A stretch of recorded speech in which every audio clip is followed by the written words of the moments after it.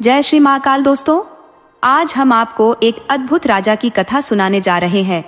अगर आप हमारे चैनल पर नए हैं तो कृपया हमारी इस चैनल को लाइक करें, सब्सक्राइब करें और अपने मित्रों के साथ शेयर करें।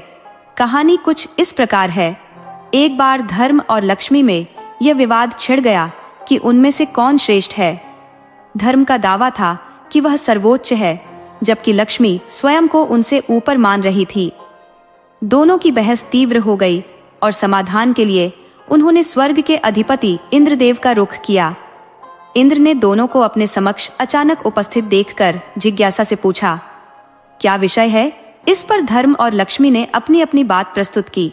लक्ष्मी बोली, देवराज, मेरे बिना मनुष्य का जीवन शून्य हो जाता है। कोई भी वैभव, सुख सुविधा या आनंद बिना मेरे संभव नहीं है। इस पर धर्म ने अपनी बात रखी, हे देवराज, यह सत्य है कि धन और वैभव आवश्यक है, परंतु बिना धर्म के जीवन का कोई वास्तविक मूल्य नहीं रह जाता। एक अधर्मी व्यक्ति का अस्तित्व न तो समाज में मान्य होता है और न ही ईश्वर की दृष्टि में। इंद्रदेव असमंजस में पड़ गए। उन्होंने सोचा, यदि मैं लक्ष्मी को श्रेष्ठ बताता हूँ तो धर्म अप्रसन्न हो जाएगा, और यदि धर्म को बड़ा ठहराता हूँ तो लक्ष्मी नाराज होकर मुझसे विमुख हो सकती है। इस द्वंद्व से बचने के लिए उन्होंने कहा, पृथ्वी पर एक अद्वितीय राजा है, राजा विक्रमादित्य। वे अपनी न्यायप्रियता के लिए विख्यात है। आप दोनों उनके पास जाएं, वे निश्चित रूप से इस समस्या का उचित समाधान करेंगे। लक्ष्मी और धर्म पृथ्वी लोक पर आकर राजा विक्रमादित्य के दरबार में पहुंचे। उन्होंने कहा, हे राजन, आपकी न्यायप्रियता की प्रशंसा देवगण भी करते हैं। कृपया हमारे इस विवाद का निवारण करें और बताएं कि हम दोनों में श्रेष्ठ कौन है। राजा विक्रमादित्य अपने समय के अत्यंत प्रखर और विवेकशील शासक माने जाते थे, परंतु इस बार उनके समक्ष एक ऐसा दुष्कर न्याय प्रस्तुत हुआ जिसने उन्हें भी गहन सोच में डाल दिया। उन्होंने मन ही मन विचार किया कि यदि उन्होंने लक्ष्मी को श्रेष्ठ बताया तो धर्म उनसे रूठ जाएगा, और यदि धर्म को बड़ा ठहराया तो लक्ष्मी का अनादर होगा। ये समस्या इतनी गूढ़ थी कि इसका समाधान निकालना उनके लिए अत्यंत चुनौतीपूर्ण हो गया। कुछ समय तक गहरी विचारशीलता में डूबे रहने के बाद उन्होंने निश्चय किया कि धर्म को सर्वोपरि ठहराया जाए। उन्होंने कहा, मेरे ज्ञान के अनुसार धर्म ही जीवन का वास्तविक आधार है। धर्म के बिना मनुष्य का अस्तित्व निरर्थक हो जाता है। यदि लक्ष्मी एक बार चली भी जाए तो जीवन किसी न किसी प्रकार चल सकता है, परंतु धर्म के अभाव में तो जीवन का कोई अर्थ ही नहीं रह जाता। उनकी इस घोषणा से लक्ष्मी को अपार क्रोध हुआ। क्रोधित होकर उन्होंने विक्रमादित्य के समस्त वैभव, समृद्धि और राज्य संपत्ति को छीन लिया। उनका सारा राज्यपाट पल भर में गायब हो गया और राजा विक्रमादित्य एक साधारण मनुष्य की भांति दर दर भटकने को विवश हो गए। वह जंगल जंगल भटकते हुए एक नदी के किनारे पहुंचे। उन्होंने सोचा कि भूख मिटाने के लिए मछलियां पकड़ ली जाएं। उन्होंने कुछ मछलियां पकड़ी और उन्हें भूनकर किनारे पर रखा, परंतु स्नान के पश्चात जब वापस लौटे तो देखा कि सारी मछलियां जल में लौट चुकी थी। वह समझ गए कि यह सब लक्ष्मी के क्रोध का परिणाम है। उन्होंने बिना कुछ कहे अपनी भूख को सह लिया और अपनी बहन के घर की ओर प्रस्थान किया। जब वह अपनी बहन के नगर पहुंचे तो लोगों ने उनकी बहन को बताया कि उनका भाई विक्रमादित्य उनसे मिलने आ रहा है। बहन ने पूछा, कैसी स्थिति में है मेरे भाई? लोगों ने उत्तर दिया, वह फटेहाल वस्त्रों में और पैदल यात्रा कर रहे हैं। बहन ने आदेश दिया, उन्हें घोड़ों के अस्तबल में ठहराओ। राजा विक्रमादित्य को अस्तबल में ठहराया गया और खाने के लिए केवल छोकर की रोटी दी गई। उन्होंने यह रोटियां जमीन में गड्ढा खोदकर गाड़ दी और बोले, हे धरती माँ, जब मैं यहाँ दोबारा लौटूं तो यह रोटियां मुझे इसी रूप में सुरक्षित मिले। इसके पश्चात वे चुपचाप वहां से निकल गए। अगले दिन वह अपने एक परम मित्र के घर पहुंचे। मित्र ने उनका अत्यंत आदर सत्कार किया और उन्हें भोजन परोसा। भोजन करते समय उनकी दृष्टि खूंटी पर टंगे एक बहुमूल्य नौलखा हार पर पड़ी। अचानक उन्होंने देखा कि वह खूंटी धीरे धीरे उस हार को निगल रही है। वह समझ गए कि यह भी लक्ष्मी का क्रोध है। मित्र की पत्नी ने विक्रमादित्य पर आरोप लगाया कि उन्होंने ही हार चुराया है। मित्र ने उनकी सफाई देने का प्रयास किया, परंतु पत्नी का आरोप अडिग रहा। विक्रमादित्य ने कुछ नहीं कहा और वहां से भी प्रस्थान कर गए। चलते चलते उन्होंने एक अन्य राज्य की ओर प्रस्थान किया। उनके इस कठिन समय का अंत कैसे हुआ, ये जानने के लिए अगली कथा में बने रहे। थकावट से चूर राजा विक्रमादित्य ने सोचा कि किसी पेड़ की छाया तले विश्राम कर लिया जाए। वहीं दूसरी ओर जिस राज्य में उन्होंने शरण ली थी, वहां के राजा के खजाने में चोरी हो गई थी। चोरों ने सारा चोरी का धन विक्रमादित्य के समीप लाकर रख दिया और भाग गए। जब सिपाहियों ने चोरों की खोजबीन शुरू की तो वे वहां पहुंचे जहां विक्रमादित्य आराम कर रहे थे। उन्होंने देखा कि सारा धन उनके पास पड़ा है। बिना कोई तफ्तीश किए सिपाहियों ने उन्हें चोर समझा और गिरफ्तार कर राजा के समक्ष प्रस्तुत कर दिया। राजा ने कठोर स्वर में पूछा, क्या तुमने यह धन चुराया है? विक्रमादित्य ने उत्तर दिया, राजन, यह धन मेरा नहीं है। मुझे नहीं पता यह यहाँ कैसे आया। परंतु उनके पास अपनी बात सिद्ध करने का कोई प्रमाण नहीं था, न कोई गवाह और न ही कोई अन्य साक्ष्य। ऐसे में राजा ने कठोर दंड देने का निर्णय लिया। उन्होंने आदेश दिया कि विक्रमादित्य के दोनों हाथ और पैर काट दिए जाएं। सिपाहियों ने क्रूरता से उनका आदेश पालन किया और विक्रमादित्य को बाजार के चौक के बीचों बीच छोड़ दिया। वहां उनके पास एक जूता रखा गया और एक घोषणा कर दी गई कि जो भी व्यक्ति वहां से गुजरेगा वह विक्रमादित्य को 5 जूते मारेगा। हर राहगीर इस क्रूर आदेश का पालन करता। एक दिन उस राज्य का एक तेल विक्रेता वहां से गुजरा। उसने विक्रमादित्य को दर्द से कराहते देखा। विक्रमादित्य ने उससे करुणा भरे शब्दों में कहा, हे भाई, मेरे घावों पर मक्खियां बैठकर पीड़ा पहुंचा रही है। यदि संभव हो तो थोड़ा तेल लगाकर मेरा कष्ट कम कर दो। पहले तो तेल विक्रेता ने उनकी दशा पर हंसते हुए कहा, तुम मुझसे सहायता मांगते हो और ऊपर से मुझे भाई कहते हो। परंतु वह स्वभाव से दयालु और सहृदय व्यक्ति था। उसने थोड़े से तेल से विक्रमादित्य के घावों पर मरहम लगाया। उस दिन जब वह बाजार में तेल बेचने गया तो उसने देखा कि उसके तेल के घड़े का तेल खत्म ही नहीं हो रहा है। दिन भर बेचने के बावजूद तेल उतना ही बना रहा। यह चमत्कार देखकर वह हतप्रभ रह गया। उसे समझ आ गया कि जिस व्यक्ति की उसने सहायता की थी वह कोई साधारण व्यक्ति नहीं बल्कि एक दिव्य आत्मा है। वह जब घर लौटा तो प्रसन्नता उसके चेहरे पर झलक रही थी। उसकी पत्नी ने उसकी खुशी का कारण पूछा। उसने सुबह का पूरा किस्सा सुनाया और कहा, जिस व्यक्ति को मैंने तेल लगाया था वह अवश्य ही कोई पुण्यात्मा है। पत्नी ने उससे आग्रह किया, आप उस व्यक्ति को किसी भी तरह हमारे घर ले आइए। हमारे कोई संतान नहीं है और अगर वह हमारे साथ रहेगा तो हमें संतान सुख का अनुभव होगा। तेल विक्रेता ने गंभीरता से कहा, वह व्यक्ति राजा के दंड का भागी है। बिना राजा की अनुमति के उसे यहाँ लाना अनुचित होगा। हमें पहले राजा से आज्ञा लेनी होगी। पत्नी ने सहमति जताई और कहा, कल सुबह ही राजा से बात करना, इसमें देरी करना उचित नहीं होगा। अगली भोर तेली राजा के समक्ष उपस्थित हुआ। राजा ने उसके आगमन का उद्देश्य पूछा तो तेली विनम्र स्वर में बोला, महाराज, यदि आपकी कृपा हो तो मैं उस अपंग व्यक्ति को अपने घर ले जाना चाहता हूँ। मेरी और मेरी पत्नी की कोई संतान नहीं है और हमारी आकांक्षा है कि उसे अपना परिवार मानकर हम जीवन का संतान सुख प्राप्त करें। राजा कुछ पल के लिए गहन चिंतन में डूब गए। फिर उन्होंने कहा, वह व्यक्ति हमारे लिए किसी उपयोग का नहीं है। यदि तुम्हारी इच्छा है तो तुम उसे अपने घर ले जा सकते हो। राजा की स्वीकृति मिलते ही तेली विक्रमादित्य को अपने घर ले आया। जैसे ही विक्रमादित्य ने उनके घर में प्रवेश किया, वहां का वातावरण सुख समृद्धि से भरने लगा। तेली और उसकी पत्नी जितनी सेवा करते, उनके जीवन में उतनी ही उन्नति होती। इस बीच महल में एक अद्वितीय घटना घट रही थी। राजा की पुत्री, जो अद्वितीय रूप और अद्वितीय विद्वत्ता की धनी थी, समकोण दीपक राग का अभ्यास कर महल और नगर के दीपों को प्रज्वलित करती। परंतु अचंभा तब हुआ जब वह रात्रि में दीप बुझाती और किसी अदृश्य शक्ति से वे पुनः जल उठते। 2-3 दिनों तक ऐसा लगातार होने पर राजकुमारी को यह यकीन हो गया कि राज्य में कहीं न कहीं राजा विक्रमादित्य अवश्य है, क्योंकि दीपक राग में प्रवीणता केवल विक्रमादित्य जैसे महान व्यक्तित्व के पास हो सकती थी। इधर राजा ने राजकुमारी का स्वयंवर आयोजित करने की घोषणा कर दी। दूर दूर के राजाओं और वीर पुरुषों को आमंत्रित किया गया। स्वयंवर के दिन विक्रमादित्य ने तेली से आग्रह किया, पिताश्री, मैं यह स्वयंवर देखना चाहता हूँ, कृपया मुझे वहां ले चलें। तेली ने उन्हें समझाने का प्रयास किया, बेटा तुम चल फिर नहीं सकते, भीड़ भाड़ में कहीं चोट लग गई तो समस्या हो जाएगी।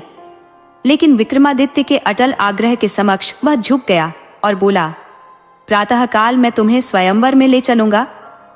इसी बीच एक सैनिक राजा का संदेश लेकर पहुंचा।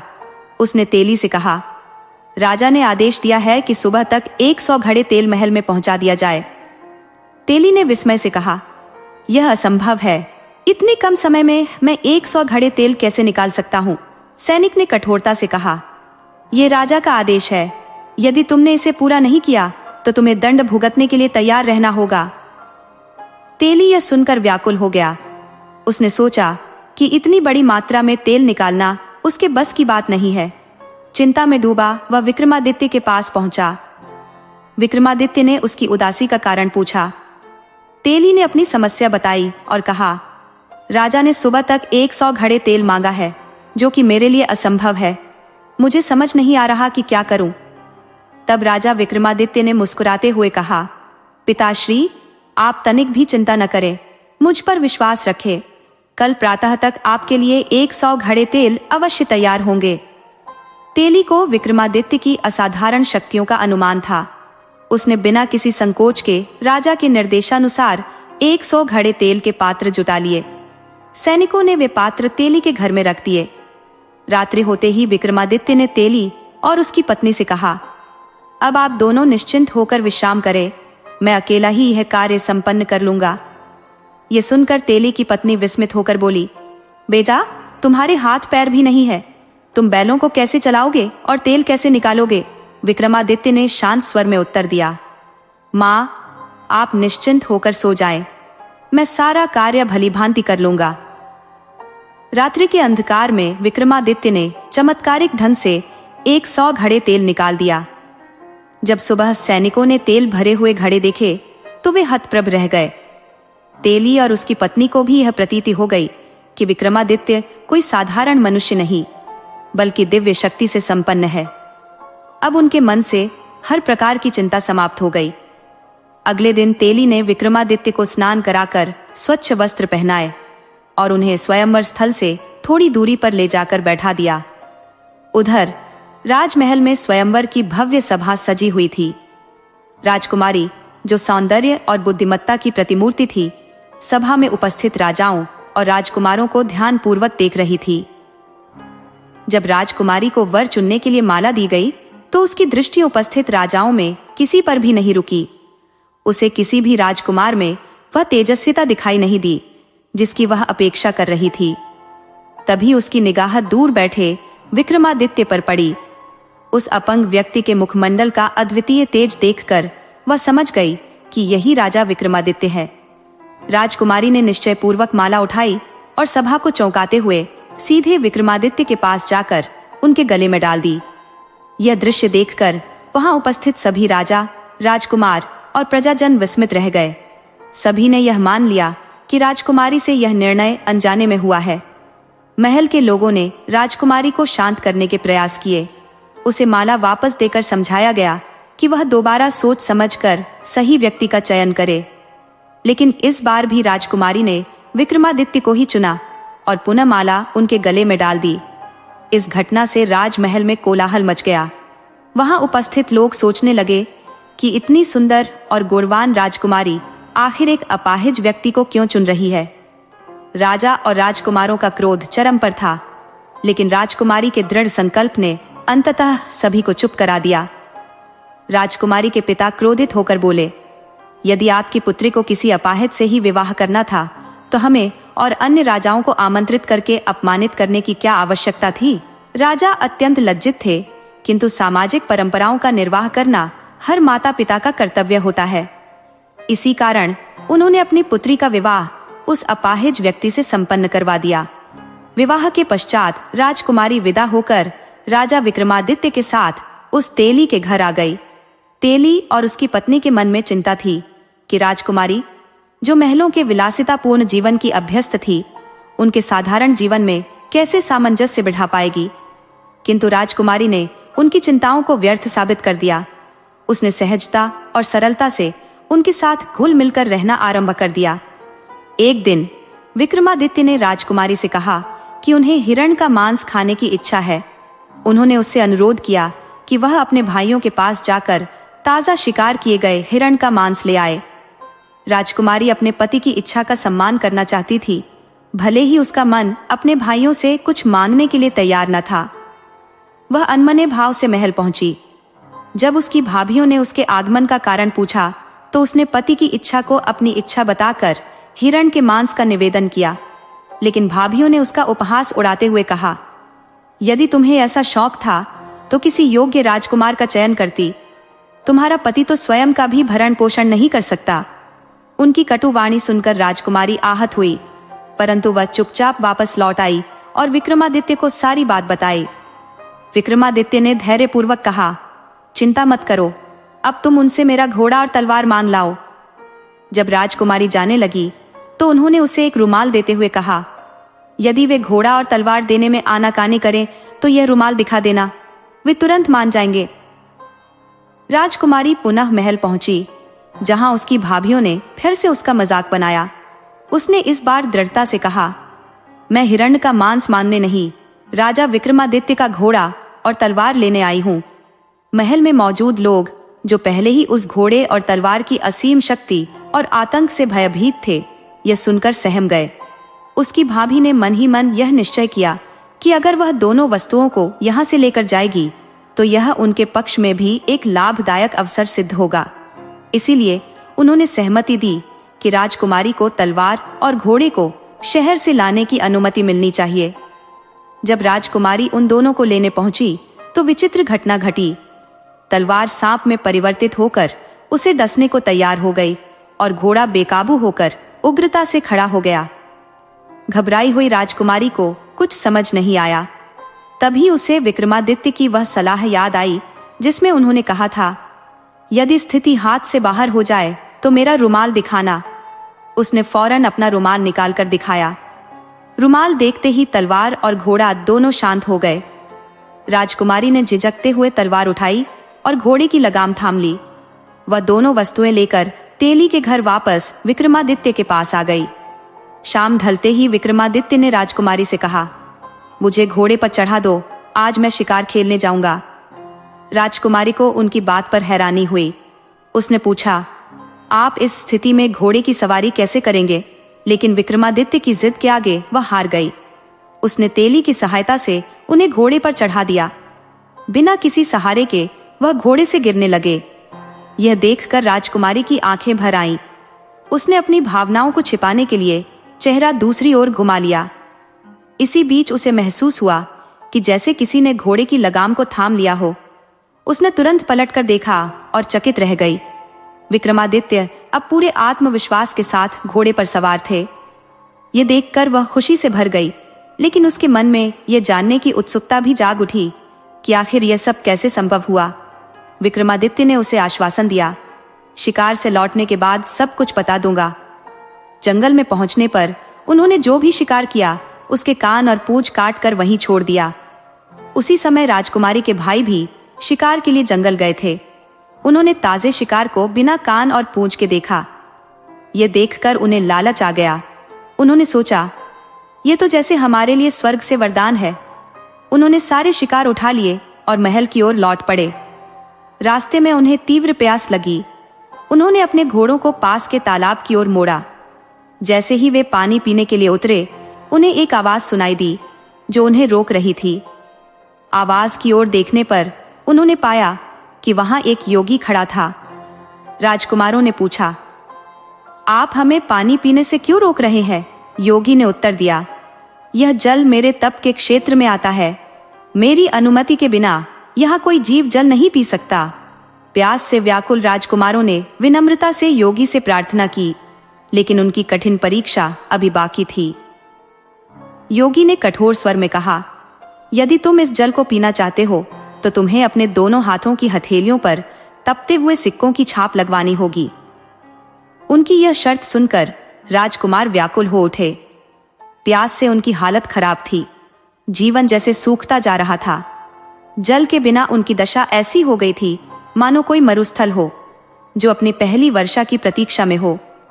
आखिरकार विवश होकर उन्होंने योगी की कठिन शर्त को स्वीकार किया। जल प्राप्ति की आशा में उन्होंने तपते सिक्कों को अपनी हथेलियों पर सहा। कष्ट सहकर जब उन्होंने जल ग्रहण किया तो उनकी चेतना में जीवन का संचार हुआ। जल पीने के बाद वे वहां से प्रस्थान कर गए। उधर विक्रमादित्य, जो कि योगी के रूप में उपस्थित थे, अपने निवास स्थान पर लौट आए। जैसे ही वे वहां पहुंचे, राजकुमारी तेली और उसकी पत्नी जिज्ञासा से भरकर उनके चारों ओर इकट्ठा हो गए। तेली ने पूछा, हे दिव्य पुरुष, कृपया हमें बताइए कि आप कौन है? आपके प्रति जो सम्मान और श्रद्धा हमारे मन में जागी है, उसका उत्तर दीजिए। विक्रमादित्य ने अनुभव किया कि अब सत्य छिपाना उचित नहीं है। वे बोले, मैं राजा विक्रमादित्य हूँ, जो धर्म, कर्तव्य और सत्य निष्ठा के मार्ग पर चलता है। इसके बाद उन्होंने अपनी पूरी कथा सुनाई, जो उन्होंने अब तक अनुभव की थी। यह सुनते ही तेली और उसकी पत्नी उनके चरणों में गिर पड़े। वे अनजाने में हुए अपराध के लिए क्षमा याचना करने लगे। राजा विक्रमादित्य ने उन्हें सांत्वना दी और कहा, तुमने तो मेरे अपनों से भी अधिक अच्छा व्यवहार किया है। मैं तुमसे रुष्ट नहीं हूं। अगले दिन प्रातःकाल विक्रमादित्य ने राजकुमारी को अपने भाइयों के पास जाने के लिए कहा। उन्होंने निर्देश दिया, इस बार तुम अपने भाइयों से उनके शिकार की मांग करना। यदि वे आनाकानी करें तो उनसे कहना कि अपने शिकार केवल दिखा दे। जब वे शिकार दिखाने के लिए तैयार हो जाए तो उनसे पूछना कि उन शिकारों के कान और पूंछ कहाँ है। इसके साथ ही विक्रमादित्य ने उसे एक थैला थमाया और समझाया, इस थैले को उनके सामने पलट देना और फिर सारी सच्चाई प्रकट कर देना। राजकुमारी ने उनकी बात को समझा और निसंकोच अपने भाइयों के घर की ओर चल पड़ी। जब वह वहां पहुंची तो उसकी भाभियों ने उसे देखकर व्यंग्य भरे स्वर में बातें करना शुरू कर दिया। राजकुमारी ने विक्रमादित्य का दिया हुआ थैला निकाला और उसे उनके सामने पलट दिया। थैले में भरे हुए शिकारों के कान और पूंछ फर्श पर बिखर गए। भाभियां स्तब्ध रह गई। उन्होंने आश्चर्य से पूछा, ये सब क्या है? राजकुमारी ने गंभीर स्वर में उत्तर दिया, इसका उत्तर आप अपने पतियों से पूछिए। उनसे यह भी पूछिए कि इन कानों और पूंछों के बदले उन्होंने क्या कीमत चुकाई। पोखर में जल पीने गए थे तो क्या भोगा था? जब भाइयों की पत्नियों ने उनसे पूछा कि यह विचित्र कान और पूंछ कैसे प्राप्त हुए, तो उन्होंने पूरी रात का घटनाक्रम विस्तार से बता दिया। ये सुनकर सभी स्तब्ध रह गए और राजकुमारी से प्रश्न करने लगे कि क्या वह सचमुच उनके पति थे। राजकुमारी ने शांत स्वर में उत्तर दिया, वह कोई और नहीं, मेरे पति स्वयं राजा विक्रमादित्य थे। भाइयों और उनकी पत्नियों को यह असंभव प्रतीत हुआ। वे बोले, एक विकलांग यह सब कैसे कर सकता है? यह तो कल्पना से परे है। तब राजकुमारी ने धैर्यपूर्वक सत्य प्रकट किया कि जिसे वे अपाहिज समझ रहे थे वही प्रख्यात राजा विक्रमादित्य हैं। जैसे ही यह नाम उनके कानों में पड़ा, महल में सनसनी फैल गई। जब यह समाचार राजा तक पहुंचा तो वे भी चिंतित हो गए। अंततः वे और उनके मंत्रीगण विक्रमादित्य से क्षमा याचना करने उनके निवास की ओर दौड़ पड़े। वे सभी उनके चरणों में गिर पड़े और अपने के पर गहरा खेद प्रकट करने लगे। राजा विक्रमादित्य ने उन्हें सांत्वना दी और कहा, आप व्यथित न हो। यह तो मेरे धर्म और आपकी निष्ठा की परीक्षा थी। समय ने आपकी बुद्धि पर आवरण डाल दिया था। मैं आपसे रुष्ट नहीं हूं। यह सुनकर सभी का हृदय हल्का हो गया। इसके पश्चात राजा ने अपनी पुत्री और राजा विक्रमादित्य की भरपूर आवभगत की। कुछ दिन वहां ठहरने के बाद उन्होंने सम्मान पूर्वक राजा विक्रमादित्य को विदा किया और उनके साथ धन संपत्ति का भंडार भी दिया। विक्रमादित्य ने अपने सैनिकों को आदेश दिया, अब मेरी बहन के नगर की ओर प्रस्थान करो। जब वे वहां पहुंचे तो बहन को पहले ही गुप्तचरों से यह समाचार प्राप्त हो चुका था। उसने तुरंत कर्मचारियों को उनके भव्य स्वागत की तैयारी के लिए आदेश दिया।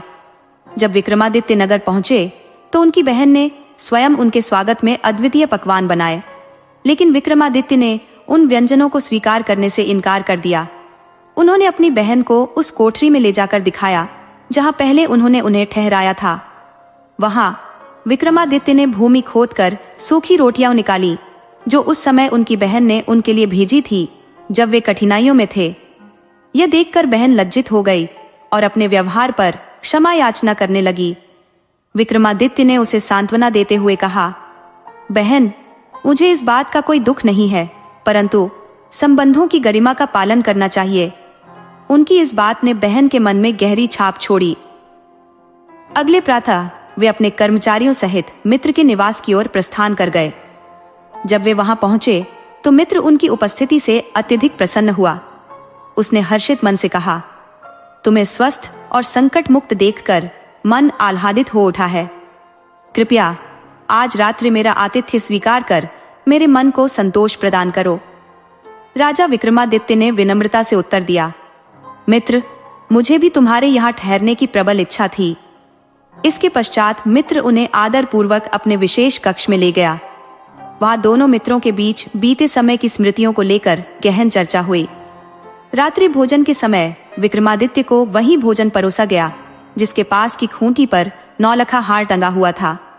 जैसे ही विक्रमादित्य ने भोजन आरंभ किया, उनके हर कौर के साथ खूंटी हार को उगलने लगी। यह दृश्य देखकर सभी हतप्रभ रह गए। भोजन समाप्ति के पश्चात रानी ने वही नौलखा हार खूंटी पर टंगा देखा। राजा की दृष्टि भी वहां पड़ी और उन्होंने आश्चर्यचकित स्वर में कहा, यह कैसे संभव है? यही वह हार है जिसकी चोरी का आरोप तुमने मेरे मित्र विक्रमादित्य पर लगाया था। उस समय मैंने तुमसे कहा था कि मेरा मित्र ऐसा कृत्य कभी नहीं कर सकता। वह जो सदैव संसार की पीड़ा हरता है, वह भला लोभवश इतना गिर सकता है? रानी को अपने व्यवहार पर अपार लज्जा का अनुभव हुआ। उन्होंने हाथ जोड़कर विक्रमादित्य से क्षमा याचना की और बोली, हे राजन, उस समय मेरी बुद्धि पर मोह का पर्दा पड़ गया था। मैं अपने अपराध के लिए असीम दुखी हूँ। कृपया मुझे क्षमा कर इस भार से मुक्त करे। राजा विक्रमादित्य ने शांत स्वर में उत्तर दिया, रानी, आप अधिक व्यथित न हो। ये सब समय का खेल था। माता लक्ष्मी मुझसे रुष्ट थी और इसी कारण ये घटनाएं घटी। उन्होंने तत्पश्चात अपनी यात्रा और अनुभवों का विवरण दिया। अगले दिन वे अपने राज्य के लिए प्रस्थान कर गए। नगर के द्वार पर माता लक्ष्मी प्रतीक्षारत थी। उन्होंने प्रसन्न मुद्रा में विक्रमादित्य का स्वागत किया और कहा, हे राजन, तुम महान हो। मैं अपने निर्णय पर खेद प्रकट करती हूँ। जो कुछ हुआ वह मेरी परीक्षा का हिस्सा था। अब मैं तुम्हें आशीर्वाद देती हूँ कि जब तक यह संसार रहेगा तुम्हारा नाम सदा स्मरण किया जाएगा। राजा विक्रमादित्य माता लक्ष्मी के चरणों में गिर पड़े और विनम्रता से बोले, हे माँ, आपका आभार। आपकी परीक्षा ने मुझे और सशक्त बनाया है। लक्ष्मी माता ने प्रसन्नता पूर्वक आशीर्वाद दिया और अंतर्ध्यान हो गई। विक्रमादित्य अपने नगर लौटे और अत्यंत सुखमय जीवन व्यतीत करने लगे। दोस्तों, यदि आपको यह कथा रुचिकर लगी हो तो कृपया इसे अधिकाधिक शेयर करें। राधे राधे।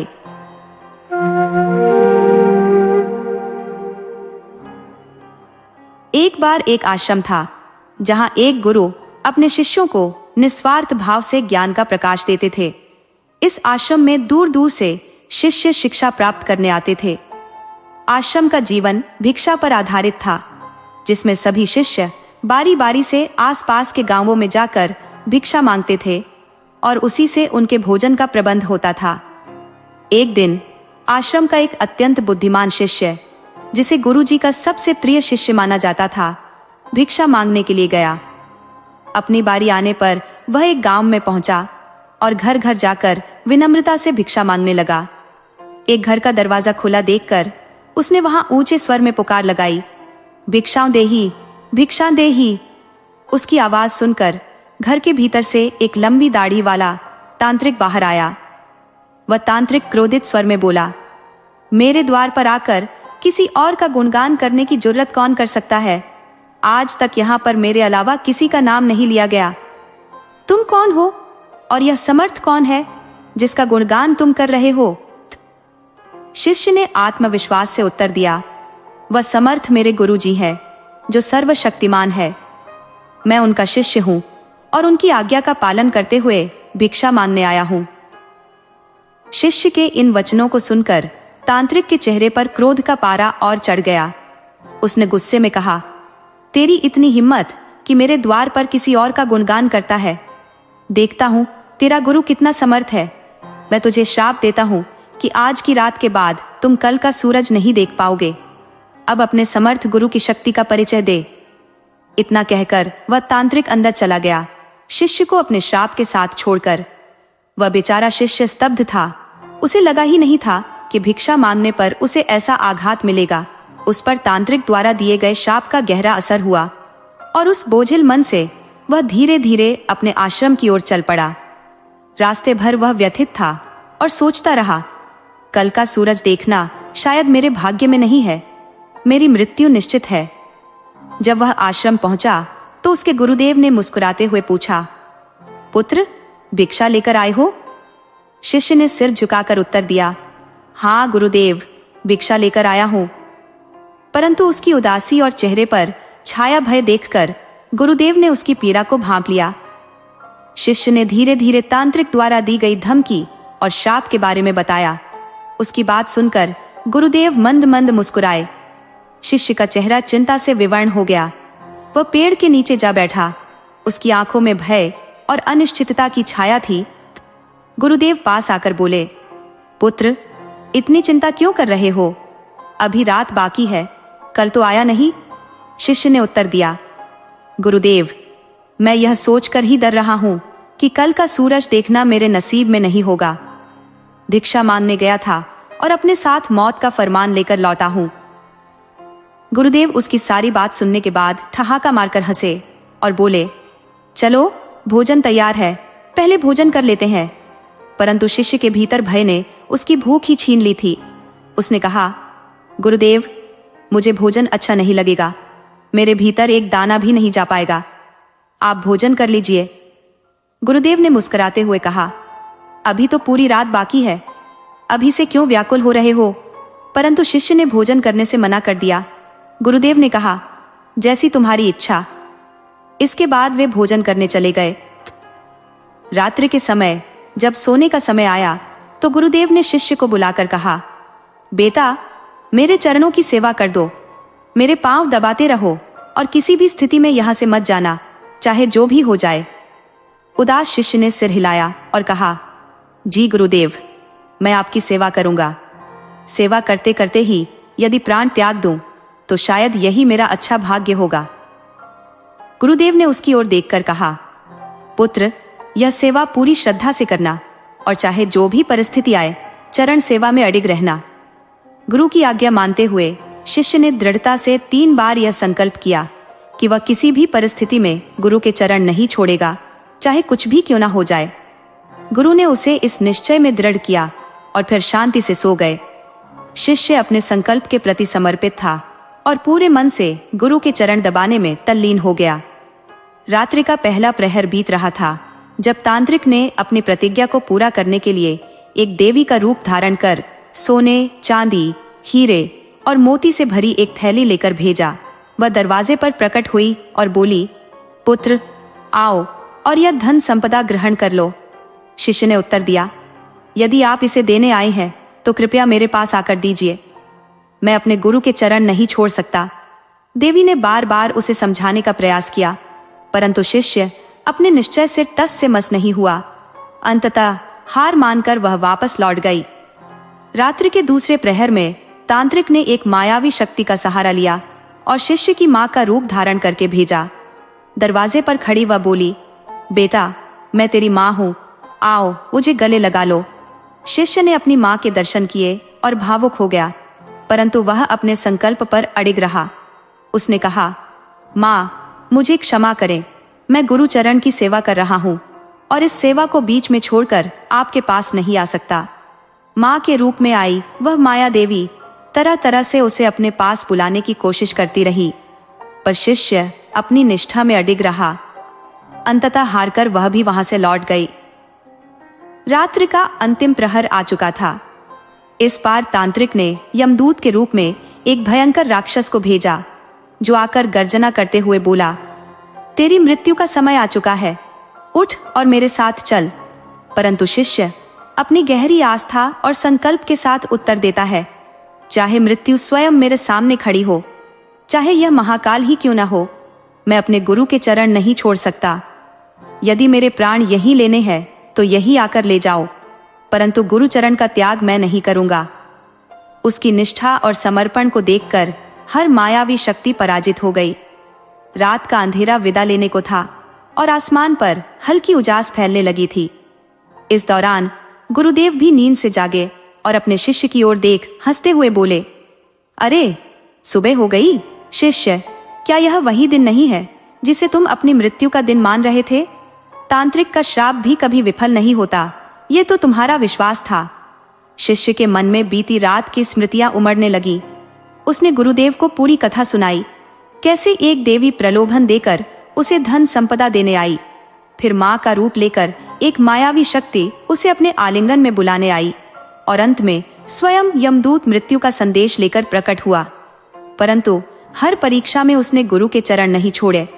शिष्य की इस निष्ठा से गुरु अत्यंत प्रसन्न हुए। गुरुदेव बोले, यह तुम्हारी अटूट श्रद्धा और समर्पण का प्रतिफल है। किसी शिष्य के जीवन में सद्गुरु की आज्ञा पालन का वही महत्व होता है जो किसी योद्धा के लिए उसकी शस्त्र विद्या का होता है। जिस शिष्य के जीवन में गुरु की कृपा होती है, उसके सामने काल भी नतमस्तक होता है। प्रभु श्री कृष्ण और प्रभु राम ने भी सदैव अपने गुरु की आज्ञा का पालन किया और यही उनकी महानता थी। गुरु की यह वाणी सुनकर शिष्य की आंखों में आंसू छलक आए और उसने गुरु के चरण पकड़ लिए। उसकी निष्ठा, उसका समर्पण, उसकी भक्ति अब और भी गहरी हो चुकी थी। अंत में गुरुदेव ने कहा, गुरु की कृपा से ही मृत्यु जैसी अपरिहार्य शक्ति भी परास्त हो सकती है। जो सच्चे हृदय से गुरु की सेवा करता है, उसका मार्ग हर बाधा से मुक्त हो जाता है। इस प्रकार गुरु और शिष्य का यह दिव्य संबंध एक अमर कथा बन गया, जो सदियों तक शिष्यों के लिए प्रेरणा का स्रोत बना रहेगा।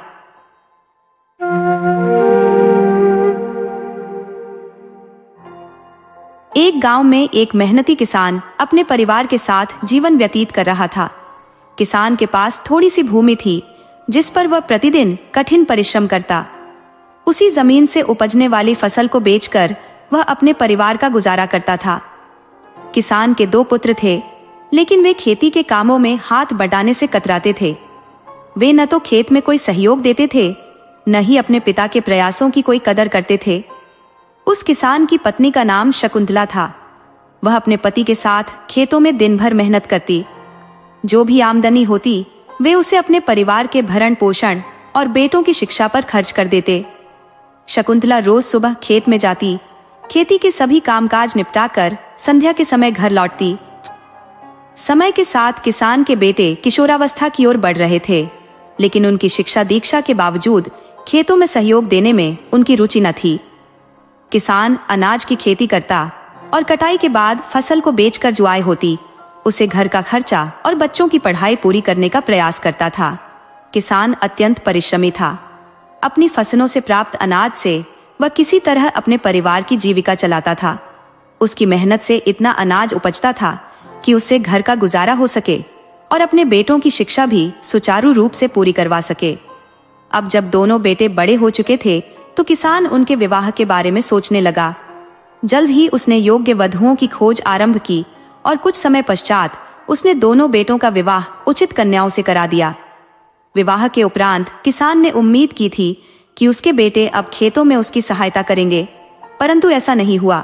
वे न तो खेती के काम में हाथ बंटाते और न ही किसी अन्य प्रकार से योगदान देते। इधर किसान अपनी पत्नी शकुंतला के संग खेतों में कड़ी मेहनत करता, जबकि परिवार का बोझ और बढ़ चुका था, क्योंकि अब 2 बहुओं का खर्च भी जुड़ गया था।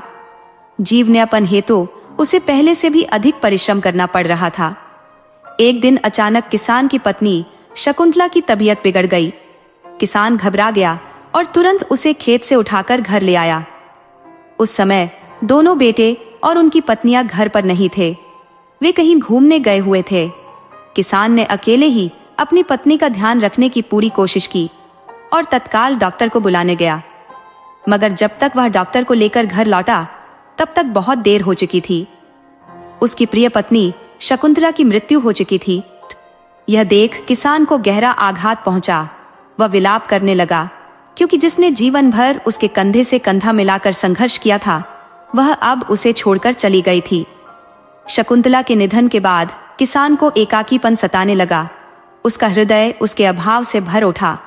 इसके विपरीत उसके दोनों बेटों और उनकी पत्नियों पर उसकी मां की मृत्यु का कोई प्रभाव नहीं पड़ा। वे अपनी दिनचर्या में मस्त थे। उनके चेहरे पर कोई शोक का भाव न था। अगले ही दिन मन में व्यथा लिए किसान अपने खेतों की ओर लौट गया, परंतु उसके बेटे फिर भी अपने पिता के काम में सहयोग देने के लिए तैयार नहीं हुए। वृद्ध किसान अकेले ही खेतों में कठिन परिश्रम करता, जबकि उसके बेटे और बहुएं घर में आराम से अपनी जिंदगी का आनंद ले रहे थे। उनकी दृष्टि में उनके वृद्ध पिता के श्रम और उम्र का कोई महत्व नहीं था, और वे यह भी नहीं समझते थे कि उनके पिता को अब आराम की आवश्यकता है। वह दोनों बेटों के आराम से घर में बैठे रहने और अपने पिता की ओर बिल्कुल भी ध्यान न देने के रवैये से किसान का दिल टूट जाता था। अपने ही संतान के ऐसे व्यवहार से वह भीतर ही भीतर घुटता रहता, सोचता कि ये बेटे जिनके लिए उसने अपना सब कुछ न्यौछावर कर दिया, अब उसकी ओर कोई ध्यान नहीं देते। ये विचार उसे निरंतर कचोटता और वह इसी दुख से हर दिन टूटता चला जा रहा था।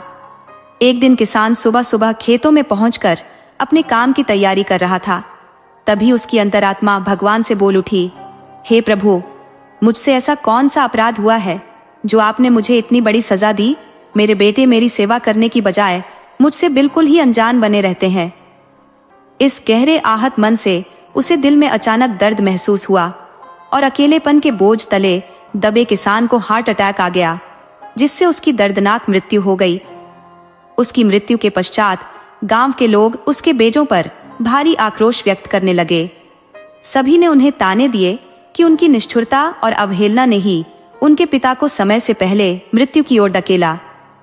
किसान, जो गांव में अपनी सज्जनता और उदारता के लिए विख्यात था, उसके साथ अपने ही बेटों ने ऐसा व्यवहार किया था। ये सुनकर दोनों भाइयों को अत्यधिक शर्मिंदगी महसूस हुई। गांव के मुखिया ने भी उन बेटों को फटकार लगाई और कहा, यदि तुमने अपने पिता का साथ दिया होता, उनकी मदद की होती, तो वे आज हमारे बीच होते। इस बात पर गांव वाले भी हाँ में हाँ मिलाने लगे और तब दोनों भाइयों को गहरी शर्मिंदगी का सामना करना पड़ा। अब हालात ऐसे हो गए कि जिन बेटों को कभी अपने पिता के कार्यों में कोई रुचि नहीं थी, वे उनकी अनुपस्थिति में हर कदम पर संघर्ष का सामना करने लगे। खेती की समझ की कमी और दिन रात मेहनत करने की आदत न होने के कारण उनका जीवन कठिनाइयों से घिर गया। उनकी पत्नियां भी, जिन्हें मेहनत से कोई वास्ता न था, ऐसे हालात में उनकी कोई मदद न कर सकी। उन्हें तो बस घूमने फिरने, फैशन और ऐशो आराम की आदत थी। किसान के दोनों बेटे अपनी पत्नियों की फरमाइशें पूरी करने में लगे रहते, कभी बाजार घुमाने के लिए तो कभी सिनेमा ले जाने के लिए। पर समस्या यह थी कि इन बेटों ने तो कभी मेहनत से कुछ अर्जित किया ही नहीं था। अपने जीवन के अब तक के सारे दिन वे अपने पिता की मेहनत पर आश्रित रहे थे। अब जब जिम्मेदारी आई तो उनकी असफलता के कारण घर में विवाद शुरू हो गया। पत्नियां अपनी ख्वाहिशों की पूर्ति न होने पर असंतोष प्रकट करने लगी, जिससे घर का माहौल तनावपूर्ण हो गया। जब उनके सुखभोगी जीवन का सहारा टूटने लगा, तब उन्हें एहसास हुआ कि उन्होंने अपने माता पिता को कितना दुख दिया था। अब अपने की पर पछताते हुए वे माँ बाप की याद में डूब गए।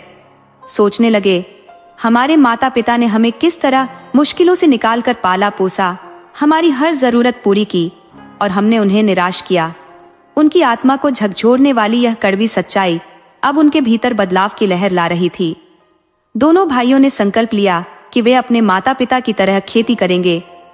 भले ही उन्हें खेती का कोई अनुभव न था, पर यह संकल्प उनके हृदय में दृढ़ हो गया था। कहते हैं, अभ्यास से कठिन कार्य भी संभव हो जाता है। धीरे धीरे दोनों भाई खेती के गुण सीखने लगे। शुरुआत में कई बार उनकी फसलें बर्बाद हुई, पर समय के साथ थोड़ी बहुत सफलता मिलने लगी। अब दोनों भाई खेत में कठिन परिश्रम करने लगे। हर पसीने की बूंद में वे अपने माता पिता की स्मृतियों को संजोते, सोचते कि किस प्रकार उनके माता पिता ने निस्वार्थ भाव से उनकी देखभाल की और बदले में उन्हें केवल निराशा मिली। धीरे धीरे मेहनत का फल मिलने लगा और उन्हें खेती का सलीका आ गया। फसलें लहलहाने लगी और उनके घर में अन्न के साथ साथ कुछ आय भी होने लगी, जो पहले भूख और अभाव की परछाई बन चुकी थी। पत्नियों को भी अब समझ आने लगा कि जब तक उनके पति कमाई नहीं करेंगे, तब तक उनकी इच्छाएं और आराम पूरे नहीं हो सकते। पति ने उन्हें समझाया कि पहले उन्होंने बिना किसी मेहनत के भोजन और आराम का सुख भोगा था, लेकिन अब समय बदल गया है। पत्नियों ने भी स्थिति को समझते हुए घर के काम में और अपने पतियों के प्रयासों में हाथ बटाना शुरू कर दिया। धीरे धीरे उनकी तकदीर बदलने लगी। फसलें तैयार होती, जिन्हें बाजार में बेचकर वे अपने गुजारे के लिए धन अर्जित करते। पर एक अफसोस दिल में हरदम कचोटता रहता कि उन्होंने अपने माता पिता की कभी कद्र नहीं की। ये पछतावा अब उनके जीवन का एक स्थायी हिस्सा बन चुका था। अब जब वे किसी दुखी या असहाय को देखते तो अपना उदाहरण प्रस्तुत करते हुए उन्हें यह सलाह देते, हमारी तरह मत बनो, अपने माता पिता का सम्मान करो, उनकी सेवा करो। वे हमारे लिए इतने कष्ट उठाते हैं और बदले में हमसे केवल प्रेम और देखभाल चाहते हैं। इस प्रकार किसान के दोनों बेटे और उनकी पत्नियां जीवन में सुधार की राह पर चल पड़े। कठिन श्रम और पश्चाताप की अग्नि ने उनके जीवन को फिर से संवार दिया और धीरे धीरे उनके भी अच्छे दिन आने लगे।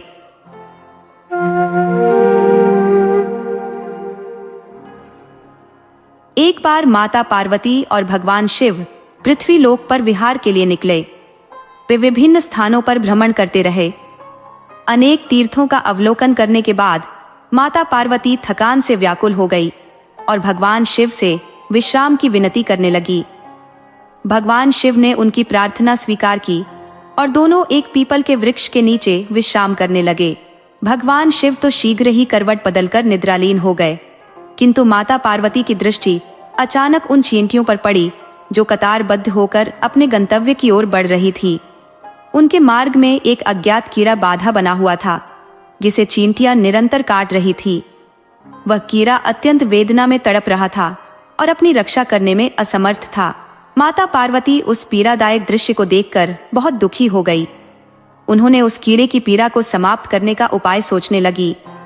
यद्यपि वे स्वयं उस कीड़े को बचाने में असमर्थ थी, उन्होंने भगवान शिव से प्रार्थना की, हे स्वामी, इस कीड़े को उसकी पीड़ा से मुक्त करे।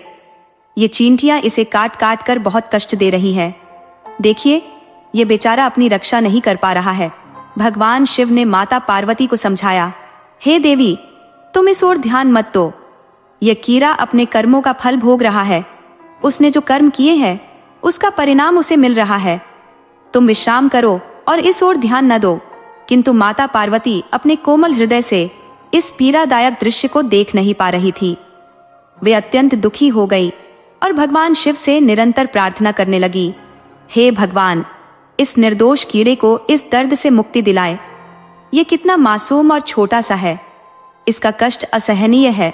भगवान शिव ने पुनः कहा, हे देवी, तुम इस कीड़े पर ध्यान न दो। यह अपने कर्मों का फल भोग रहा है। जैसा कर्म करेगा वैसा ही फल मिलेगा। लेकिन माता पार्वती का हृदय द्रवित हो गया था।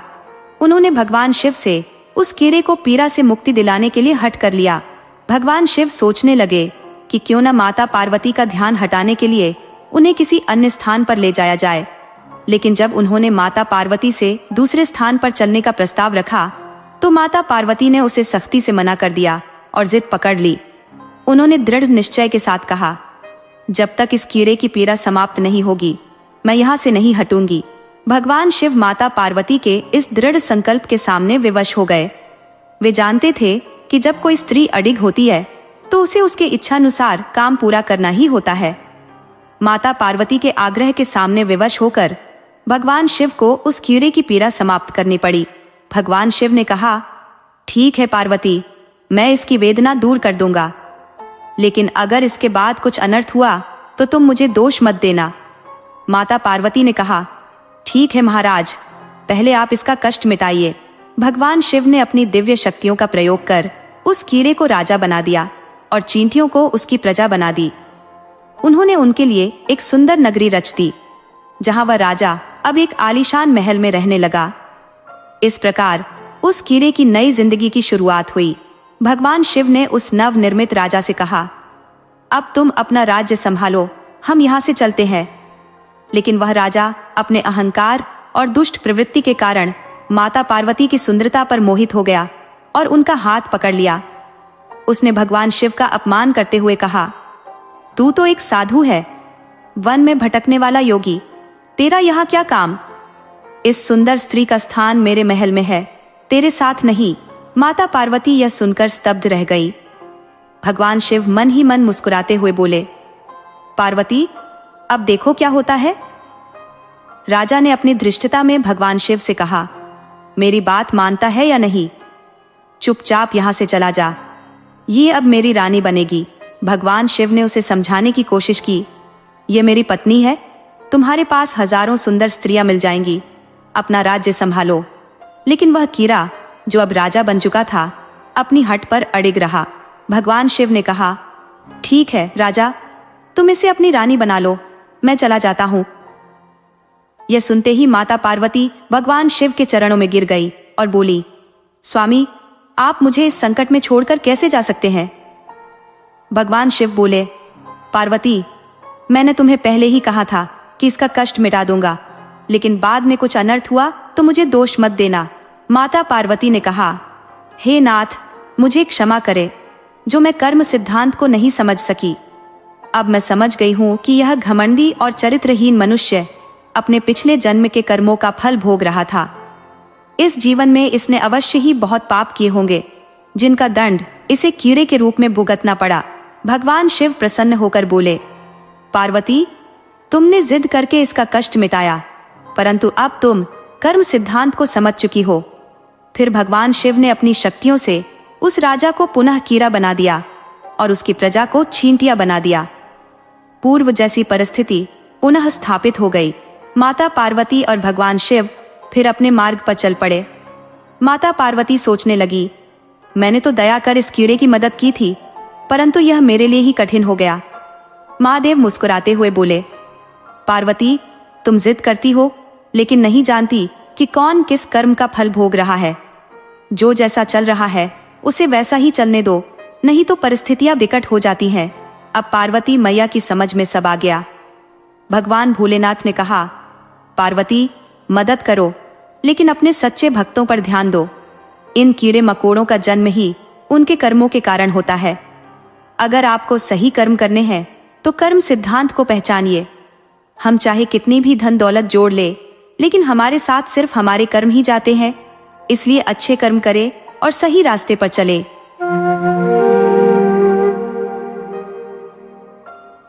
आज हम आपको एक राजकुमार और उसके मित्र की एक अनोखी कहानी सुनाएंगे कि क्यों राजकुमार के मित्र ने उसकी आंखें निकाल ली। यदि आप हमारे चैनल पर नए हैं तो कृपया हमारे चैनल को लाइक, सब्सक्राइब और शेयर करना न भूलें। बहुत समय पहले की बात है। रामगढ़ नामक एक राज्य था, जहां एक राजा का शासन था। राजा का राज्य दूर दूर तक फैला हुआ था। राजा एक अद्वितीय दयालुता के प्रतीक थे और प्रजा के कल्याण के लिए दिन रात परिश्रम करते थे। वे अक्सर वेश बदलकर अपने राज्य का भ्रमण करते, ताकि यह सुनिश्चित कर सके कि कोई भी व्यक्ति दुखी न हो। जिसे भी सहायता की आवश्यकता होती, राजा तुरंत उसकी मदद करते। इसी कारण उनके राज्य में हर ओर सुख शांति का माहौल था और प्रजा उनकी प्रशंसा में कसीदे पढ़ती थी। राजा के जीवन में एकमात्र संतान, एक पुत्र, काफी वर्षों बाद पैदा हुआ था। इसी कारण राजा और रानी उसे असीम स्नेह करते थे। रानी बहुत ही धार्मिक और संस्कारी थी। वे प्रतिदिन भगवान की पूजा अर्चना करती और उनके द्वार पर आने वाले साधु संत या भिक्षु कभी खाली हाथ नहीं लौटते थे। वे भोजन कराकर और दान देकर उनकी विदाई करती थी। राजा का एक मंत्री था, जो ऊपर से तो वफादारी का दिखावा करता था, लेकिन भीतर ही भीतर राजा से ईर्ष्या करता था। वह सदा अवसर की ताक में रहता था कि कब उसे ऐसा मौका मिले जिससे वह राजा के साथ विश्वासघात कर सके और पूरे राज्य पर कब्जा जमा सके। मंत्री का एक पुत्र भी था और मंत्री ने अपने पुत्र के मन में यह बात भर दी थी कि उसे राजकुमार बनना है, चाहे इसके लिए किसी भी हद तक जाना पड़े। राजा और मंत्री के पुत्र लगभग हमउम्र थे। दोनों ने साथ पढ़ाई की, साथ खेले और उनकी मित्रता गहरी थी। लेकिन मंत्री का पुत्र अपने पिता की कुटिल साजिशों के कारण राजकुमार के प्रति मन में द्वेष पालने लगा। दूसरी ओर राजकुमार अपने माता पिता के संस्कारों के कारण निष्कपट और उदार था। धीरे धीरे समय बीता और दोनों बालक बड़े होने लगे। लेकिन इस बढ़ती उम्र के साथ मंत्री के पुत्र के मन में पाप की जड़ें और गहरी होती चली गईं। क्या वही अपनी योजनाओं में सफल हो पाएगा? राजकुमार को अपने मित्र के मन की सच्चाई का पता कब चलेगा? इस कहानी के आगे के भाग में इन सवालों का उत्तर मिलेगा। समय बीतता गया और एक दिन मंत्री का पुत्र, जो भीतर ही भीतर राजकुमार से गहन ईर्ष्या करता था, लेकिन इस भाव को उजागर नहीं कर पाता था, उसने एक षड्यंत्र रचने का निश्चय किया। उसका लालच और महत्वाकांक्षा उसे प्रेरित करने लगे कि क्यों न वह राजकुमार को किसी सुदूर स्थान पर ले जाकर खत्म कर दे। उसने अपनी योजना को क्रियान्वित करने के लिए राजकुमार के समक्ष एक भोलेपन का मुखौटा ओढ़ लिया और प्रस्ताव दिया, मित्र, क्यों न हम दोनों देश भ्रमण पर चले और नई नई जगहें देखें। राजकुमार, जिसे सदा से देश घूमने की अभिलाषा थी, बोला, मेरा भी मन है, किंतु पिताजी से आज्ञा लेना कठिन होगा। मंत्री का पुत्र तत्काल कहने लगा, मित्र, तुम्हें चिंता करने की आवश्यकता नहीं है, मैं भी तो तुम्हारे साथ चलूंगा, इसलिए राजा साहब तुम्हें अनुमति अवश्य देंगे। दोनों मित्र दरबार में पहुंचे, जहां राजा अपनी प्रजा के साथ वार्तालाप में व्यस्त थे। उन्होंने हाथ जोड़कर अभिवादन किया। मंत्री भी वहीं उपस्थित था।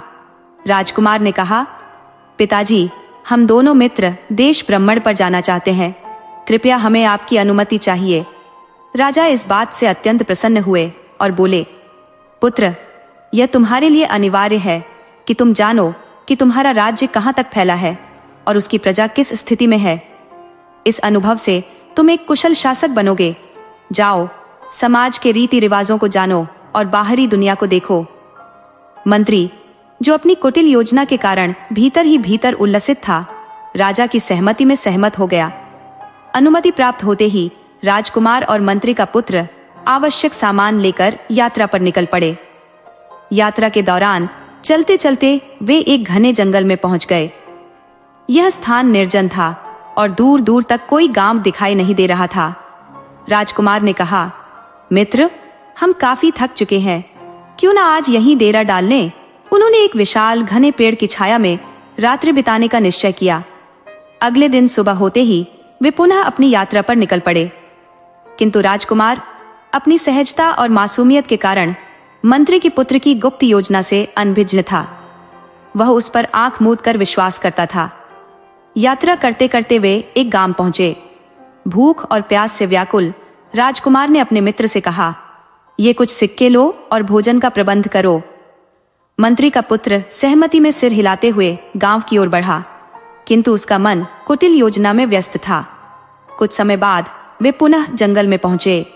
वहां एक विशाल वृक्ष के नीचे, जिसकी छांव अत्यंत शीतल थी, राजकुमार आराम करने लगा। उसकी मासूमियत उसे मंत्री के पुत्र की मंशाओं को समझने से रोक रही थी, लेकिन जल्द ही घटनाओं का एक अप्रत्याशित मोड़ आने वाला था। पास ही एक विस्तृत तालाब था, जिसके चारों ओर हरियाली से सुसज्जित खुला मैदान फैला हुआ था। दोनों ने सहमति जताई कि आज रात का ठिकाना यही होगा। मंत्री का पुत्र भीतर ही भीतर प्रसन्न था, क्योंकि गांव की सीमा से बाहर आकर अब उसकी कपटी योजना को अंजाम देने में कोई अड़चन नहीं थी। भोजन और पानी की व्यवस्था करने के बहाने मंत्री का पुत्र बाजार की ओर निकल पड़ा। वहां पहुंचकर उसने पहले अपनी भूख मिटाई और मनपसंद व्यंजन खाए। उसने राजकुमार के लिए भी थोड़ा सत्तू और कुछ सामान खरीद लिया। जब वह वापस लौटा तो राजकुमार उसे देखकर उत्साहित हो गया। उसकी भूख और थकावट उसके चेहरे पर साफ झलक रही थी। राजकुमार ने मित्र से कहा, मित्र, क्या कुछ खाने के लिए लाए हो? मंत्री का पुत्र बनावटी उदासी के साथ बोला, मित्र, यहाँ खाने का सामान मिलना बहुत कठिन है, मैं जितना संभव हो सका यही लेकर आया हूँ। राजकुमार ने मुस्कुराते हुए उत्तर दिया, कोई बात नहीं मित्र, तुमने पूरी कोशिश की, यही पर्याप्त है, मैं इसी से संतोष कर लूंगा। पास के तालाब से पानी लाकर उसने सत्तू को उसमें घोलकर पी लिया।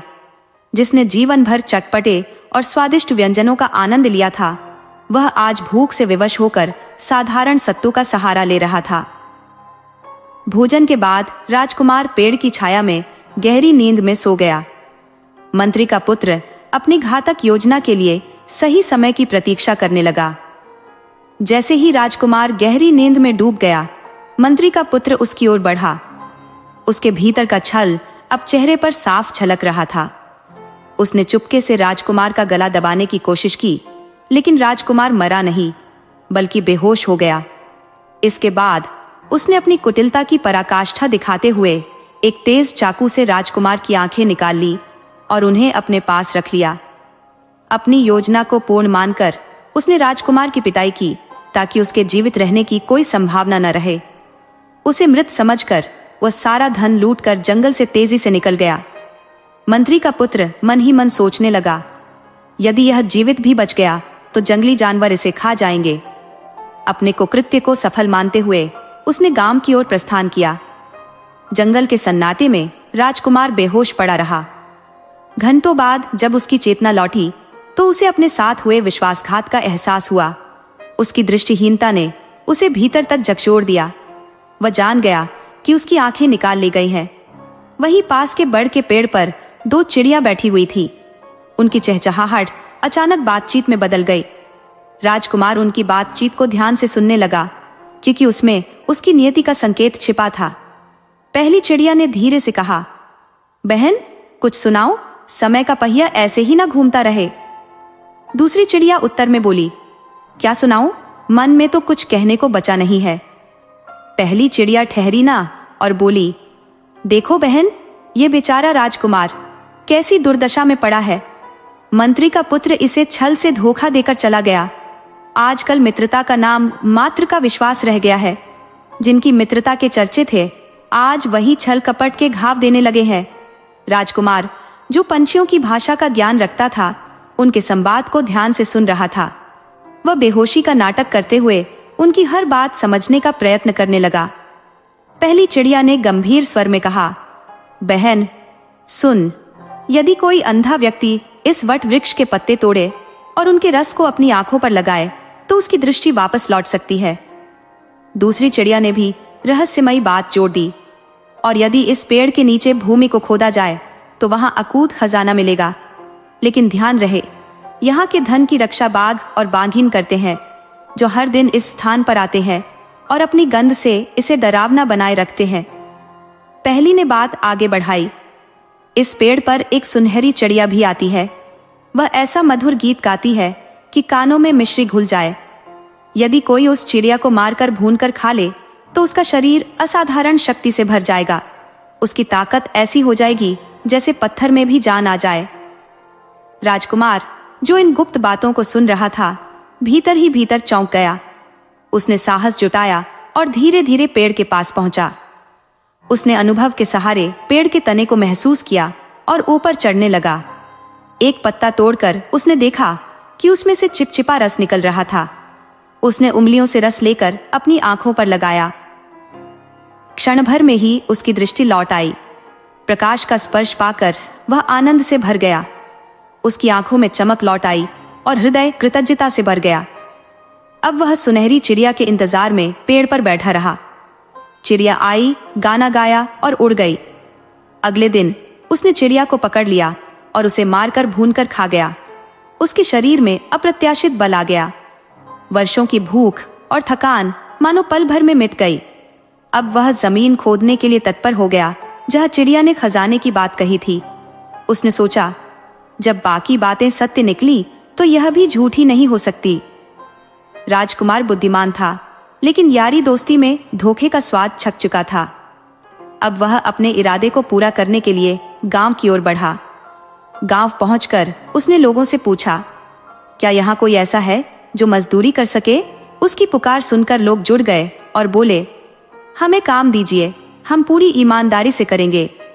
राजकुमार ने उनमें से कुछ लोगों को चुना और उन्हें वट वृक्ष के पास ले जाकर कहा, यहाँ खुदाई करो। जैसे ही खुदाई शुरू हुई, चिड़िया की कही बात सच साबित हुई। जमीन के भीतर से अपार संपत्ति प्रकट हुई, हीरे, मोती, सोने की अशर्फियां। राजकुमार ने सारा खजाना इकट्ठा करवाया और हर मजदूर को सोने की एक एक अशर्फी देकर विदा कर दिया। मजदूर इस अप्रत्याशित इनाम से बेहद खुश होकर राजकुमार को दुआएं देते हुए लौट गए। राजकुमार अब संतोष और प्रसन्नता से भरा हुआ था। इसके बाद वह निकट के राज्य में पहुंचा और वहां के राजा से नौकरी की याचना की। उसने राजा से कहा, मुझे किसी भी काम पर रख लीजिए, मैं आपकी सेवा करूंगा। राजा ने उससे उसका परिचय मांगा। जब राजकुमार ने अपना परिचय दिया तो राजा चकित रह गया। वह राजकुमार के पिता को जानता था। दोनों परिवारों में गहरी मित्रता और रिश्तेदारी थी। राजा ने राजकुमार को अपने महल में रख लिया। राजा की पुत्री ने जैसे ही राजकुमार को देखा, वह उसके व्यक्तित्व से प्रभावित हो गई। उधर राजकुमार भी राजकुमारी के रूप सौंदर्य से मंत्रमुग्ध हो गया। राजा ने मन ही मन सोचा कि यदि मेरी पुत्री का विवाह इस राजकुमार से हो जाए तो यह सबसे उपयुक्त होगा। राजकुमार ने राजा को अपने पूरे जीवन की कथा सुनाई, जिससे राजा आश्वस्त हुआ कि यह वही राजकुमार है जिसे वह अपनी पुत्री का वर बनाना चाहता था। इसके बाद दोनों का विवाह हुआ। राजा ने अपनी बेटी के साथ खूब सारा धन, घोड़े, सैनिक और सेवक सेविकाएं उपहार में दी। राजकुमार अब एक संपन्न रियासत का स्वामी बन गया। शादी के बाद एक दिन राजकुमार ने अपनी पत्नी से कहा, हमारे पास भगवान का दिया सब कुछ है। मैं चाहता हूं कि तुम चौराहे पर बैठकर जरूरतमंदों को दान दिया करो। यह हमारे पूर्वजों की आत्मा को भी शांति देगा। राजकुमारी इस बात से बहुत खुश हुई और रोज शाम को चौराहे पर बैठकर दान देने लगी। राजकुमार को पता था कि मंत्री का लालची पुत्र एक दिन यहां से अवश्य गुजरेगा। वह इसी प्रतीक्षा में था कि उससे हिसाब किताब चुकता कर सके। आखिरकार एक दिन ऐसा अवसर आया। मंत्री का पुत्र, जो राजकुमार का पूर्व मित्र था, भूख प्यास से बेहाल होकर उसी के पास आया। उसने राजकुमार के चरणों में झुकते हुए कहा, मैं कई दिनों से भूखा हूं, कृपया मुझे कुछ दान दे दीजिए। राजकुमार ने उसे देखते ही पहचान लिया। ये वही व्यक्ति था जिसने उसे धोखा देकर मृत्यु के मुख में छोड़ दिया था। मंत्री का पुत्र अब तक अपनी सारी धन दौलत गंवा चुका था और जीवन की दुश्वारियों से घिरा हुआ था। उसने सुन रखा था कि उस राज्य की राजकुमारी हर किसी की सहायता करती है और मनचाही इच्छाएं पूरी करती है। यह सुनकर वह वहां पहुंचा, लेकिन उसे यह ज्ञात नहीं था कि वही राजकुमारी अब राजकुमार की पत्नी है। राजकुमार ने अपने मित्र के छल का बदला लेने के लिए अपनी चालें सोच रखी थी। उसने अपने मित्र के पास जाकर अनजान बनने का नाटक किया और कहा, मित्र, इतने समय से तुम कहां थे? मैंने तुम्हें हर जगह ढूंढा, लेकिन तुम कहीं नहीं मिले। मंत्री का पुत्र राजकुमार की बातों से संशय में पड़ गया। उसने सोचा कि राजकुमार ने उसे पहचान लिया है और अब उसे सजा देगा। कुछ दिनों तक राजकुमार ने अपने मित्र को दया और अपनापन दिखाया, लेकिन मंत्री का पुत्र भीतर ही भीतर डर और अपराध बोध से भर गया। अंततः वह राजकुमार के पैरों पर गिरकर रोने लगा और बोला, मुझे क्षमा कर दीजिए, मुझसे बहुत बड़ी गलती हो गई। राजकुमार ने उसे उठाया और कहा, तुम्हारी गलती ने ही मुझे इस मुकाम तक पहुंचाया है। तुम्हारी वजह से मैं आज राजा बन पाया हूं, लेकिन मुझे तुम्हारे साथ हुई सारी घटनाएं याद है। फिर राजकुमार ने उसे उन दो पक्षियों की कहानी सुनाई जिनकी बातें सुनकर उसका जीवन बदल गया था। उसने कहा, जब तुमने मुझे मरने के लिए जंगल में छोड़ा तब मैं बेहोश पड़ा था। वहीं दो चिड़िया आपस में बातें कर रही थी। उन्होंने कहा कि इस पेड़ का पत्ता, जिसके दूध को आंखों में लगाया जाए, दृष्टि को अद्वितीय बना देता है। वहीं दूसरी चिड़िया ने बताया कि यह पेड़ धन और सौभाग्य का स्रोत है। मंत्री का पुत्र यह सुनकर चकित रह गया। वह समझ गया कि राजकुमार ने अपनी बुद्धिमानी और भाग्य के सहारे जीवन को फिर से संवारा और अब उसे अपने कृत्य का प्रायश्चित करना होगा।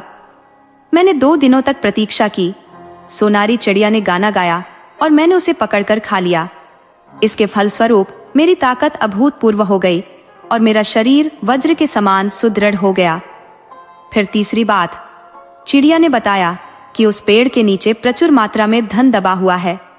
इसके बाद मैं गांव गया और वहां से कुछ मजदूरों को लेकर खुदाई करवाई। उस खुदाई में मुझे अत्यधिक संपदा और विलासिता प्राप्त हुई।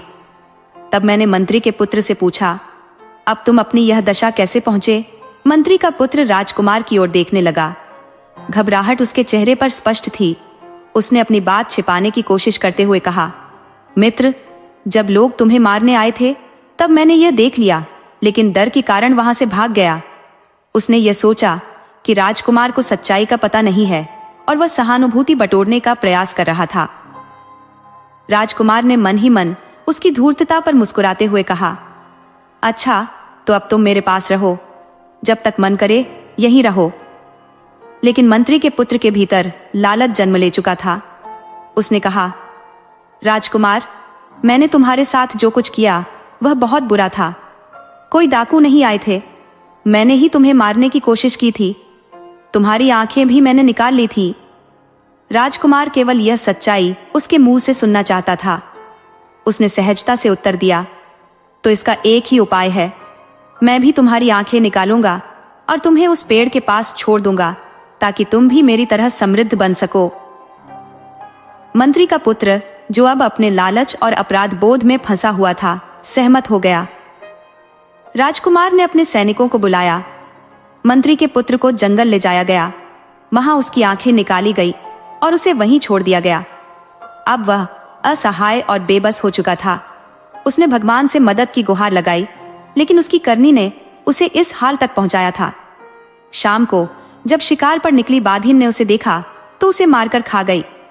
इस घटना के बाद राजकुमार महल में लौट आया। राजकुमारी ने उससे पूछा, महाराज, आपके मित्र कहाँ है? राजकुमार ने पूरी कहानी सुनाई। ये सुनकर राजकुमारी ने कहा, आपने जो किया वह न्यायपूर्ण था। इसके बाद राजकुमार ने कहा, मुझे अपने माता पिता की याद आ रही है। अब समय आ गया है कि मैं अपने राज्य की जिम्मेदारी संभालूं और उनकी सेवा करूं। राजकुमारी के पिता ने सहर्ष उन्हें अनुमति दी और वे अपने राज्य की ओर प्रस्थान कर गए। जब राजकुमार अपनी पत्नी को लेकर अपने राज्य वापस आया तो उसने देखा कि वहां मंत्री ने राजा को बंदी बनाकर कारागार में डाल रखा था। परिस्थितियां अत्यंत विषम थी, लेकिन जैसे ही राजकुमार ने महल में कदम रखा, मंत्री ने तीव्रता से पूछा, मेरा पुत्र कहाँ है? राजकुमार ने शांत स्वर में उत्तर दिया, पहले मेरे माता पिता को मुक्त करो, तभी मैं तुम्हारे पुत्र के विषय में कुछ कहूंगा। मंत्री को यह बात नागवार गुजरी, लेकिन विकल्पहीन होकर उसे राजकुमार की बात माननी पड़ी। इसके पश्चात राजकुमार ने कहा, तुम्हारा पुत्र अब इस संसार में नहीं है। उसका लोभ उसे विनाश की ओर ले गया। राजकुमार ने पूरी घटना विस्तार से सुनाई कि किस प्रकार मंत्री के पुत्र ने उसके साथ विश्वासघात किया, उसकी आंखें छीन ली और कैसे ईश्वर की कृपा से उसे न केवल अपनी आंखें वापस मिली बल्कि अनंत संपदा भी प्राप्त हुई। अंत में उसने कहा, तुम्हारा पुत्र उसी लालच में गया जहां मेरे साथ दुर्घटना हुई थी, लेकिन उसकी नियति ने उसे बाघ का शिकार बना दिया। यह सुनते ही मंत्री अपने पुत्र के लिए विलाप करने लगा। राजकुमार ने कहा, यह रही तुम्हारे पुत्र की अस्थियां, अब तुम उसका अंतिम संस्कार कर सकते हो। मंत्री ने दुख में अपना माथा पकड़ लिया और कहा, जिस पुत्र के लिए मैंने गद्दारी की वही अब इस दुनिया में नहीं है। मैं अब जीवित रहकर क्या करूंगा? राजा ने यह सुनकर आदेश दिया, मंत्री ने जो विश्वासघात किया है उसके लिए इसे कठोरतम दंड दिया जाना चाहिए। इसने जिस थाली में खाया उसी में छेद किया। राजकुमार ने बीच में हस्तक्षेप करते हुए कहा, नहीं, इसे मृत्यु दंड नहीं मिलेगा। इसके अपराध के लिए सबसे बड़ी सजा यही होगी कि इसे देश निकाला दिया जाए। यह अपने शेष जीवन में अपने पुत्र के कर्मों और अपनी गद्दारी का दंड हर क्षण भोगता रहेगा। इसे यह अनुभव होगा कि विश्वासघात का परिणाम क्या होता है। मंत्री को देश निकाला दे दिया गया।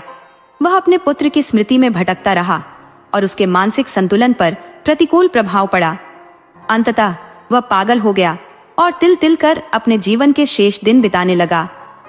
उधर राजकुमार और राजकुमारी अपने राज्य में सुख शांति से रहने लगे।